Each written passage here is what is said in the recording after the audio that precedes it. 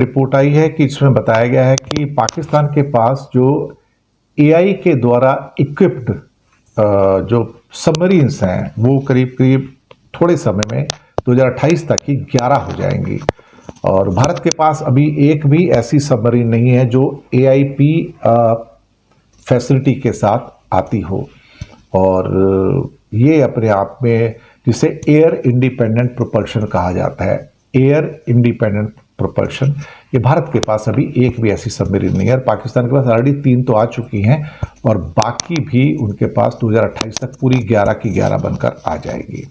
जो कि पाकिस्तान की जो सबमरीन्स हैं अभी एआईपी से लैस यानी कि एयर इंडिपेंडेंट प्रोपल्शन सबमरीन्स जो हैं वो 11 उनको मिलने जा रही हैं। और यूरेशियन टाइम्स का ये बयान बिल्कुल ठीक ऐसा लगता है कि अभी आ रहा है और उसका वर्जन को एक्सेप्ट किया जा रहा है। एआईपी से लेस जो सबमरीन्स होती हैं वो काफ़ी लंबे टाइम तक 14-14 दिन तक पानी के नीचे रह सकती हैं बिना बाहर आए, बिना बैटरीज को रिचार्ज किए। अस्सलाम वालेकुम दोस्तों, 2018 में जो मुआहदा हुआ था पाकिस्तान की अब्दोज़ों का, उस वक्त भी कहा जा रहा था बड़ा टाइम लगेगा, लेकिन दोस्तों सब्र का फल मिलना शुरू हो गया है। और पाकिस्तान की जो 8 सबमरीनें थी उनकी तादाद अभी आपके पास 11 हो चुकी है। और आपको बता दूं कि ये वो सबमरीन है जो दोस्तों एक 2-2 महीना पानी के अंदर छुप कर रह सकती है। इनकी बैटरीज इतनी स्ट्रांग होती है, डीजल इंजन है, लेकिन ये वो डीजल इंजन नहीं जो आवाज पैदा करते हैं। दोस्तों इसने जबरदस्त तरीके से इंडियन ओशन में अपने तजर्बे भी किए हैं, यानी भारत के ओशन में ये गई है लेकिन पकड़ी नहीं गई। ये चाइना ने इसके तजर्बे किए थे, यूहान क्लास अब्दोज़े हैं, और पाकिस्तान ने तब ही इसे लेने का फैसला कर दिया था। और दोस्तों पाकिस्तान ने लिया और पाकिस्तान के पास अब ये 3 हो चुकी हैं, बाकी 8 तो है हमारे पास, लेकिन वो पुरानी वर्जन है। आपको पता है फ्रांस से ली हुई है, वो पुराना वर्जन है। लेकिन ये जो अब्दोज़ आई है दोस्तों ये बहुत ही एडवांस वर्जन की अब्दोज़े हैं। और पाकिस्तान ने ये अब्दोज़े भी 8 की तादाद में खरीदी है। हमारी अब्दोज़े अब भारत के बराबर हो जाएंगी। भारत इतना बड़ा मुल्क है, 16 अब्दोज़े उसके पास है दोस्तों, हमारे पास 8 थी, लेकिन अभी ये तादाद बढ़ती जा रही है। और ये जो अब्दोज़े आई हैं इन्हें स्टेल्थ अब्दोज़ भी कहा जाता है। बड़े आराम से समुद्र में जाकर छुप जाती है और वहां से फिर तबाही फेर देती है। जबकि भारत के पास जो अब्दोज़े हैं वो जब भी पाकिस्तान आई है उन्हें दोस्तों पकड़कर वापस किया गया है, उन्हें सरफेस पर लाया गया है। आपने कई बार सुना होगा हमारी नेवी ने ऐसा किया है, लेकिन ये अब्दोज़ भारत के पानियों में गई है। 6 दिन दोस्तों कलकत्ता के पानियों में रही है, उसके साथ आगे भी आई है, यानी पूरा इन्होंने तमिलनाडु का एरिया जांच कर इन्होंने एक 3D मैप भी बनाया था जो चाइना ने बाद में शो किया। तो भारत ने काफी रोला डाला था और कहा था कि इसे पकड़ा क्यों नहीं गया, पकड़ने की जिम्मेदारी आपकी थी, चाइना ने जो करना था वो कर लिया। और दोस्तों ये आप खुद सोचे, यूरेशियन टाइम ने भी कहा है कि अब पाकिस्तान की नेवी भारत से ऊपर हो चुकी है। और इंडिया एआईपी सिस्टम को यानी कि एयर इंडिपेंडेंट प्रोपल्शन को डेवलप करने का कोशिश कर रहा है, लेकिन अभी तक कुछ हुआ नहीं है।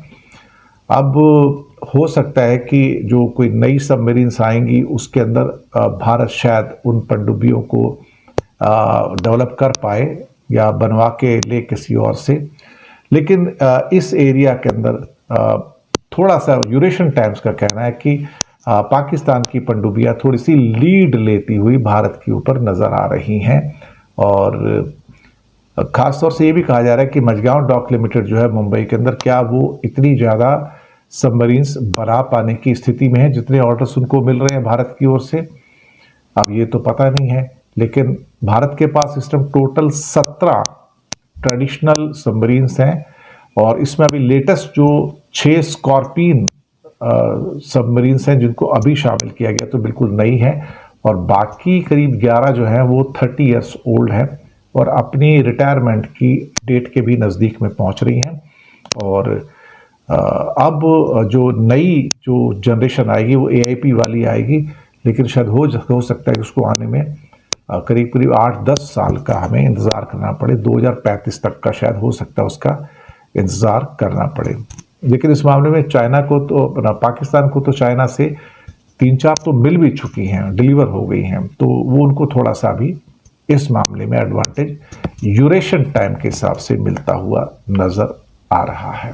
डोनाल्ड ट्रंप का दावा था कि मोदी ने उन्हें एश्योर किया कि भारत अब रूस से कच्चा तेल नहीं खरीदेगा, और इसके बाद उम्मीद की जा रही थी कि इंडिया इसकी ओर से कोई जवाब देगा। लेकिन जो जवाब आया है वो थोड़ा गोलमोल टाइप का है। तो भारत ने ना तो ट्रंप के दावे को सीधा साधे स्वीकारा है और ना ही ट्रंप के दावे का खंडन किया है।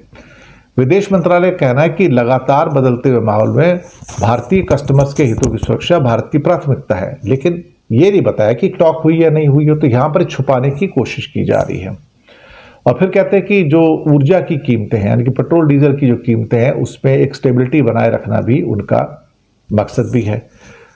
और ये कहना कि भारत अमेरिका से तेल खरीदी का दायरा बढ़ाएगा, लेकिन ये नहीं कहा कि भारत रूस से तेल खरीदने को कम करेगा या नहीं करेगा। इसका मतलब अंतर्राष्ट्रीय स्तर पर शब्दों को घुमा फिरा के, जलेबी बना के जो इस समय भारत कूटनीति या डिप्लोमेसी अपना रहा है, वहां पर ये जो मुझे लगता है कि चीजें थोड़ी सी गोलमोल चल रही हैं। विदेश मंत्रालय पे तो अब यकीन करना बहुत मुश्किल है कि विदेश मंत्रालय लगातार एक के बाद एक झूठ बोलता आ रहा है कि ऐसी कोई बात नहीं है, कोई बातचीत नहीं हुई है। लेकिन अब कभी ना कभी एक सवाल भारत की विदेश नीति में भी उठ रहा है कि आप सारे क्वेश्चंस के जवाब गोल-मोल क्यों देते हो? अल्टीमेटली आप सीधी बात क्यों नहीं करते हो? भारत को स्पष्ट रूप से कहना चाहिए कि ट्रंप झूठ बोल रहे हैं या ये सच बोल रहे हैं, कहना चाहिए ना। लेकिन हर चीज को गोल-मोल घुमा घुमा के बोलना कि हम अमेरिका से तेल बढ़ाना कर रहे हैं और हम ये कर रहे हैं, हम अपना ऊर्जा की जो सुरक्षा उसको अब देखते हैं। तो ये जो सारा का सारा मसला निकल के आ रहा है, हमारा विदेश मंत्रालय पहले भी झूठ बोल चुका है और उसका मैंने एक एग्जांपल कई और प्रोग्राम्स में दिया है, जिसके अंदर खास तौर से हमने देखा कि जब ये इंडोनेशिया का G20 समिट हुआ था, इंडिया के G20 समिट से पहले वहां पर मोदी और शी जिनपिंग की लंबी मुलाकात हुई थी, लेकिन उसके बारे में हमको नहीं बताया गया, देश को नहीं बताया गया, छुपाया गया देश से।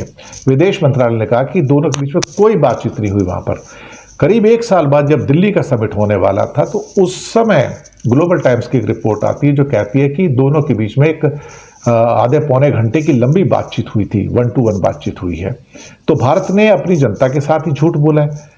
और उसके बाद फिर विदेश मंत्रालय ने कहा हाँ, कई चीज़ें होती हैं जो जनता को नहीं बताई जाती हैं, इनकी लंबी मुलाकात हुई थी लेकिन हमने उसको डिस्क्लोज नहीं किया था।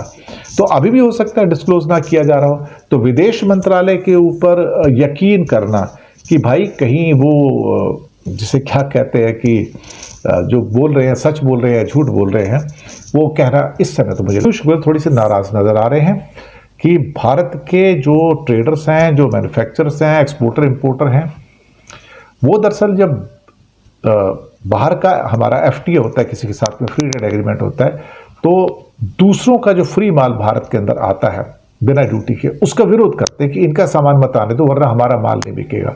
लेकिन खुद कॉम्पिटिटिव होने की, बनने की बात नहीं करते हैं। तो काफ़ी गुस्से में नजर आया कि आपको हर बार हमसे फैसिलिटी चाहिए लेकिन आप कभी भी इंटरनेशनल मार्केट में कम्पीट करने लायक बन नहीं पाते हो। तो ये दोष आपका है। तो गुस्सा उनका स्वाभाविक भी है।